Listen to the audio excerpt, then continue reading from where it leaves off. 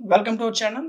So ఈరోజు వీడియోలో మనం డైవర్సిటీ ఆఫ్ థాలోఫైట్స్ ఈ పేపర్కి సంబంధించి దీని యొక్క మోడల్ పేపర్ ఏ విధంగా ఉంటుందో ఒకసారి డిస్కస్ చేద్దాం. ఓకేనా? అయితే ఇందులో మీకు టోటల్‌గా 2 సెక్షన్స్ అనేవి ఉంటాయి. Section A, section B. ఓకేనా? అయితే మీకు సెక్షన్ ఏలో 5 మార్క్స్ క్వెషన్స్ అనేవి ఉంటాయి. ఓకేనా? సో ఈ 5 మార్క్స్ క్వెషన్స్ మీకు టోటల్‌గా 8 క్వెషన్స్ ఇస్తాడు. ఈ 8లో మీరు ఏవైనా 5 రాస్తే సరిపోద్ది. టైం వేస్ట్ చేసుకొని 8 రాసేయవద్దు. ఓకేనా? ఈ 8లో మీకు 5 క్వెషన్స్ చదివితే సరిపోద్ది.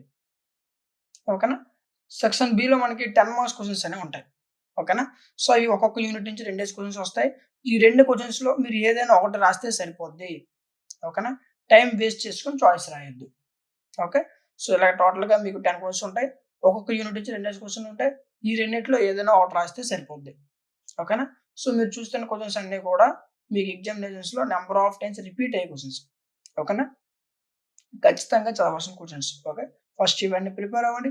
అండ్ వీటితో పాటు మీకు టాప్ 15 ఇంపార్టెంట్ క్వెషన్స్ కావాలనుకుంటే కామెంట్ సెక్షన్‌లో టాప్ 15 ఇంపార్టెంట్ క్వెషన్ కామెంట్ చేయండి.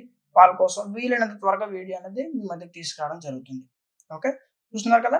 ఈ క్వెషన్స్ అన్నీ కూడా మీకు ఖచ్చితంగా ఎగ్జామినేషన్స్‌లో నంబర్ ఆఫ్ టైమ్స్ రిపీట్ అయ్యే క్వెషన్స్. ఓకేనా?